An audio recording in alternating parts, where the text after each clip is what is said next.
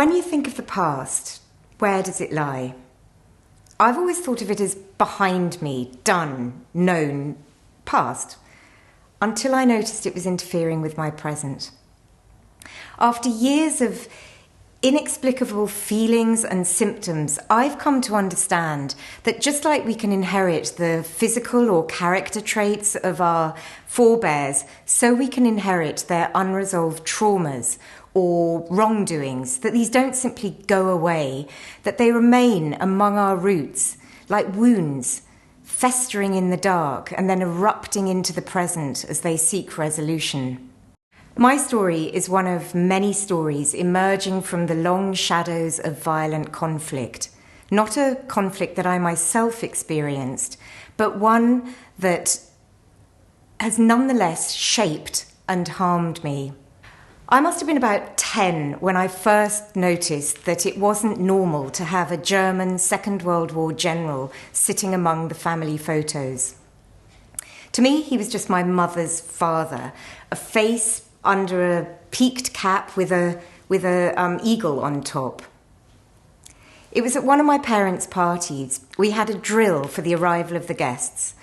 My younger brother would open the door. I'd take the coats, and my sister would hand them a glass of sparkling wine. But on one occasion, one of the guests followed me into the room with a photograph, and she emerged looking horrified and muttered to her husband, "Bit tactless of Jutta to have a Nazi sitting on her desk." Nazi? Well, I knew nothing about the Second World War then. To me, Germany was all good. It was exotic sweets and candles on Christmas trees. I also didn't know my grandfather. He had died a week after I was born and was rarely mentioned except as a phenomenal athlete who nearly qualified for the Berlin Olympic Games. And then after the war, as a broken man who smoked 70 cigarettes a day, lighting one from the stub of the last. However, I always felt that we had met, that our paths had crossed, him on his way up and me on my way down. And at the point where we crossed, he handed me a baton. I had no idea of the weight and significance of this baton. At school, I became more aware of people's disgust towards the Germans. I hate the Germans. The only good German is a dead German. Bloody kraut. At first I tried to defend them. Not all Germans were Nazis. But after the 1979 TV series Holocaust, I couldn't. I too felt disgust. But it wasn't as simple for me. Hating the Germans meant hating half of who I was. I think that's when guilt, or maybe it was shame, crept into my soul and began to derail me. I felt tainted, like I belonged to the other side, the evil enemy of the war films. I became angry and aggressive and argumentative and naughty until I was expelled from school. As a young adult, I did what probably many of us do with uncomfortable feelings. I tried to suppress or escape them through food, drink, drugs, danger. But ultimately, addictions are a dead end.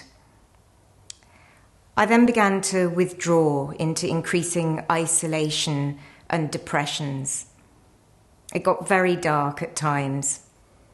I could feel my potential and sense my future, but I couldn't reach either of them. It was as if something kept on pulling me down. Every time I tried to skip or fly, "You're bad, you don't deserve to be happy, you have to atone." But what had I done that was so wrong?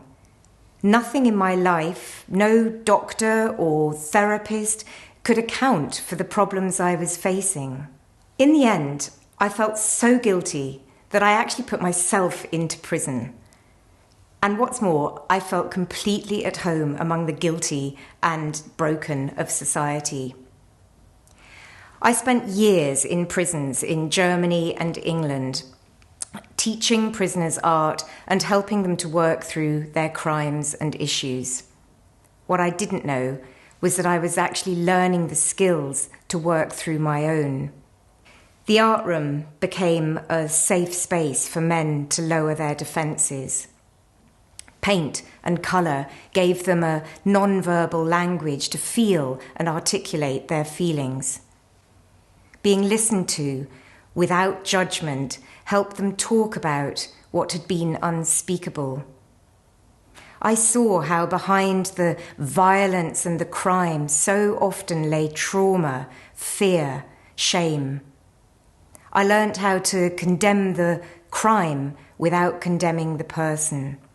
The prisoners saw my work as, or described it as, hauling one prisoner after another out of the pit into which they'd fallen. But it was unsustainable because ultimately I was doing for them what I needed to do for myself. The turning point came when the past collided with my present. I'd just turned 40 when I saw the film Downfall about Hitler's final days. At the end, I couldn't stop crying. My boyfriend was bemused. The war was over, Hitler was dead. What was there to cry about? But in me, the past was still very much alive. When I got home, I Googled my grandfather's name, and the first thing that came up was a photograph of the moment of his surrender to the Americans in May 1945 in northern Italy. He looked smart, dignified even, standing in his double-buttoned coat between an American colonel and a translator. I'd never seen this photo before, but like a key to a trapdoor, I knew I was now on a hot trail to uncovering the source of shame that had plagued me. It lay among my roots, and they were embedded in Nazi Germany and the Second World War. Using the same tools as the prison work, I now had to haul my grandfather out of the dark pit into which he had fallen. I became an archaeologist, shoveling away the topsoil of denial, shame, pain, and silence to get to what lay beneath, buried and forgotten. To understand my issues, I had to get to know the truth about my grandfather.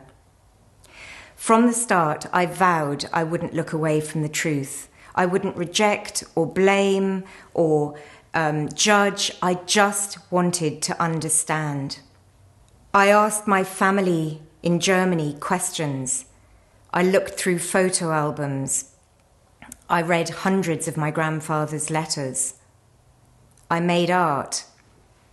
I researched Nazism and the little-known history of the losers. I watched hours and hours of devastating footage, refusing to look away like so many had. And then, in quiet moments, my mother's wartime childhood traumas bubbled to the surface. The bombs, her flight from Berlin. Trauma, untreated, sits like frozen, fragmented feelings in the body, cut off from the whole. It causes a person to go numb or be hyper-alert, unable to regulate their emotions. But it's not enough to know the facts.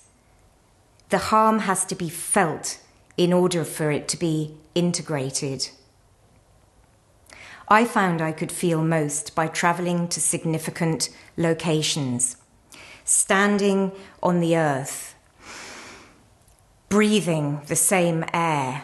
I found I could access the memories lingering there. I stood on the same spot that my grandfather stood in Italy where he surrendered. I travelled to the homes he'd lived in, visited the artillery school that he'd headed, and the prisoner of war camps in which he was held. I visited sites of atrocity, monuments and museums, Dachau, Auschwitz. And then I travelled across Russia with my 75-year-old mother, following in the footsteps that my German grandfather had marched with his division in the massive invasion of 1941. Facing the truth of what happened on the Eastern Front was one of the hardest, darkest parts of my research. The sheer scale of death, destruction, and devastation. I started out hoping that my grandfather, as a member of the internationally respected Wehrmacht, would be one of the good Germans. But then I recoiled at some of his military soldier attitudes. And then I'd soften again as the gentle poet flowed through his pen. My heart sank when he fell for the toxic propaganda and ached when he felt bound by his duty and military oath to obey, and then soared when he refused. Was I allowed to feel any pride in his unbelievable bravery, stamina, and skills like British or other countries are able to feel for their military relatives? As I felt my way into my grandfather's situation, the easy, familiar black and white narratives of good, bad, perpetrator, victim, winner, loser became more nuanced. As I stood in my grandfather's shoes, I saw myself reflected, both good things and bad things. I came to realize that nothing, absolutely nothing I might find out about him could hurt me as much as not knowing had. I realized that whatever I found, it wasn't me. I didn't do it. It wasn't my baggage. I was just carrying his. And knowing that gave me the courage to dig even deeper until I struck gold, the truth that would liberate me.